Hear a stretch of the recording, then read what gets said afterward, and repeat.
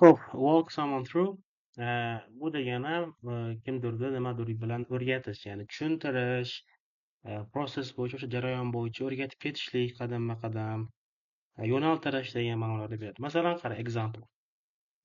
When teaching someone how to bake a cake, mana tarjimasi qachonki sen biror bir kimni tort pishirishga o'rgatayotgan bo'lsang, you might walk them through the entire process.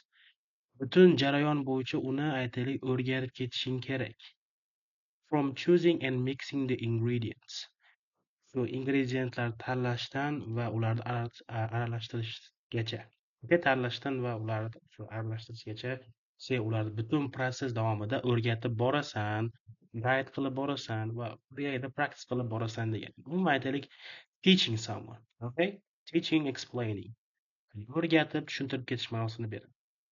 For example, ikkinchi example, as a software trainer, ya'ni o'sha aytaylik programmist va trainer sifatida, I often walk new employees through the process of using our company's CRM system. Tez-tez mana shu yangi ishchilarni tanishtirib boraman deyapti, tushuntirib boraman. Mana shu kompaniyamizni CRM sistemasini ishlatishlik jarayonida. Okay?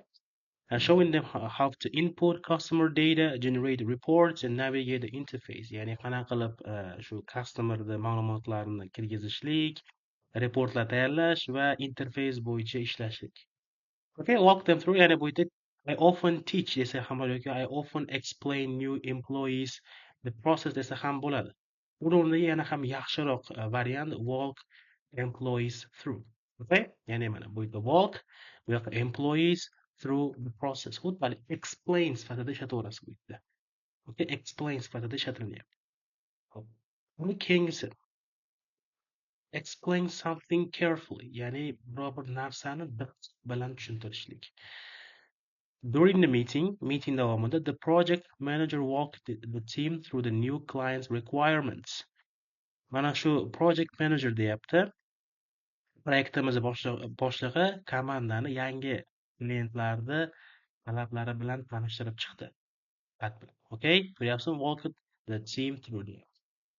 Okay, ya'ni mana shu someone o'rniga kimni tanishtirib chiqish kerak nimadir bilan shu yerga qo'yasiz.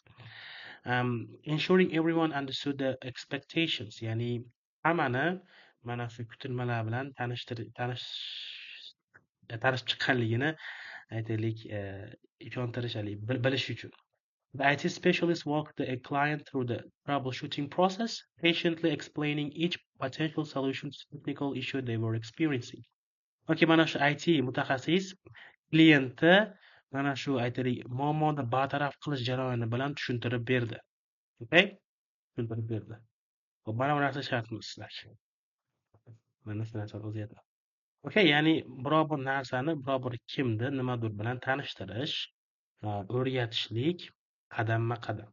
Ma'nosi shunaqa.